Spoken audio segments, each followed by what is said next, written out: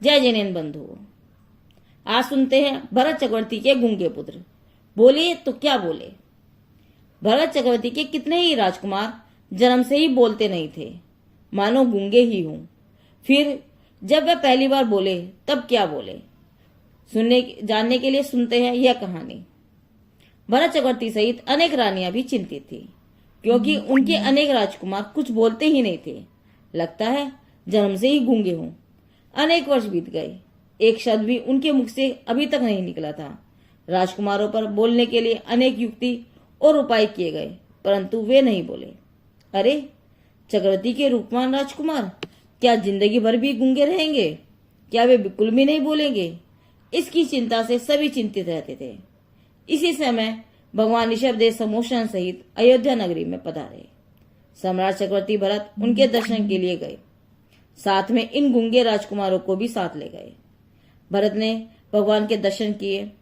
राजकुमारों ने भी भक्ति भाव से अपने दादा तीर्थंकर ऋषभदेव भगवान के दर्शन किए, परंतु अभी तक वे बोले नहीं। आखिर भरत चक्रवर्ती ने पूछा, हे प्रभु, महापुण्यशाली राजकुमार कुछ भी नहीं बोलते हैं, क्या वे गूंगे हैं? उस समय भगवान की वाणी में आया, हे भरत, ये राजकुमार गूंगे नहीं हैं। जन्म से ही वैराग्य चित्त के कारण वे कुछ भी नहीं बोलते हैं, लेकिन अब ये सब बोलेंगे। भरत ने कहा, हे पुत्रों, तुम गूंगे नहीं हो, यह जानकर हमें अपार प्रसन्नता हो रही है, और अब क्या बोलते हो उसे सुनने के लिए हम उत्सुक हैं। वे वैरागी राजपुत्र एक साथ खड़े हुए और भगवान के सम्मुख परम विनय पूर्वक हाथ जोड़कर कुछ इस प्रकार बोले, मानो चैतन्य की गुफा में से वैराग्य की मधुर वीणा बज रही हो। हे प्रभु, हमें मोक्ष के कारण रूप ऐसी मुनि दीक्षा चाहिए। हमारा चित्त इस संसार से उदास है। इस संसार के संयोग में या प्रभाव में कहीं भी हमें शांति नहीं मिली।